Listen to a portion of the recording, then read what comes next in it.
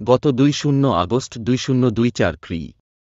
স্মারক নং ৫৭০০০০০০০৪০ ৩৩-০০৩22-১২13 মূলে গণপ্রজাতন্ত্রী বাংলাদেশ সরকারের শিক্ষা মন্ত্রণালয়ের কারিগরি ও মাদ্রাসা বিভাগ থেকে বেসরকারি মাদ্রাসা ও কারিগরি শিক্ষা প্রতিষ্ঠানের সভাপতি পরিবর্তন সংক্রান্ত নির্দেশনা প্রদান করে একটি প্রজ্ঞাপন জারি করা হয়।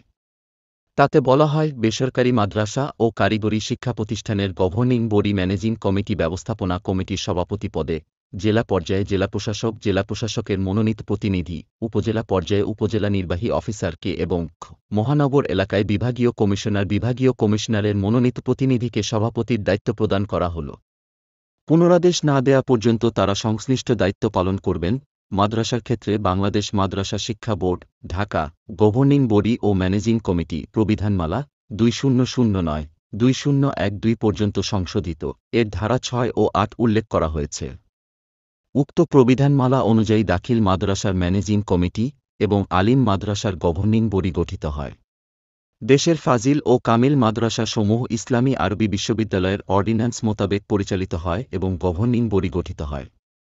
সুতরাং অনেকের মতে বর্ণিত স্মারকের প্রজ্ঞাপনটি দাখিল ও আলিম মাদ্রাসার ক্ষেত্রে প্রযোজ্য হবে, কিন্তু ফাজিল ও কামিল মাদ্রাসার ক্ষেত্রে প্রযোজ্য হবে না এবং ফাজিল ও কামিল মাদ্রাসার গভর্নিং বডিতে সভাপতির পদে দায়িত্ব পালনকারী ব্যক্তিরা বহাল থাকবেন।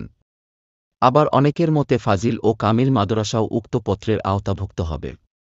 ইসলামী আরবি বিশ্ববিদ্যালয়ের রেজিস্ট্রারের মোবাইলে যোগাযোগ করা হলে তিনি বলেন যে, উক্ত পত্রটি অত্র ইসলামী আরবি বিশ্ববিদ্যালয় অধিভুক্ত ফাজিল ও কামিল মাদ্রাসার ক্ষেত্রে প্রযোজ্য নয়। অনুরূপভাবে একই বিষয়ে শিক্ষা মন্ত্রণালয়ের মাধ্যমিক ও উচ্চ বিভাগ থেকে একটি প্রজ্ঞাপন জারি হয়। উক্ত প্রজ্ঞাপনে বেসরকারি শিক্ষা প্রতিষ্ঠানের গভর্নিং বডি ও ম্যানেজিং কমিটি প্রবিধানমালা 2024-এর 6-8 ধারা উল্লেখ করা হয়।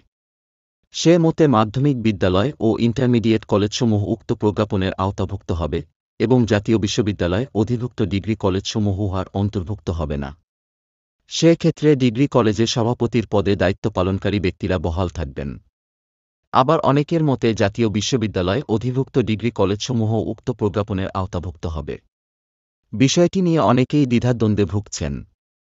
বিষয়টি স্পষ্ট করার জন্য শিক্ষা মন্ত্রণালয় ও বিশ্ববিদ্যালয়ের যথাযথ কর্তৃপক্ষের দৃষ্টি আকর্ষণ করা হল।